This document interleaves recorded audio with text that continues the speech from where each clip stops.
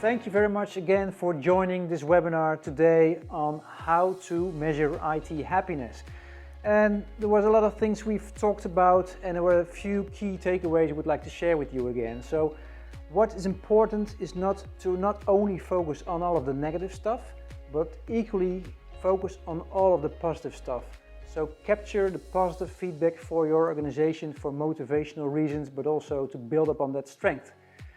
Second, what is important is to communicate all of the information back to the users and back to the different stakeholders. So not keeping it only in your own IT department, but spreading it across the organization to really build a customer-focused IT organization.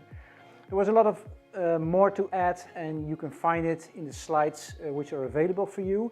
I would like to invite you for the next webinar. It will be on the 22nd of June.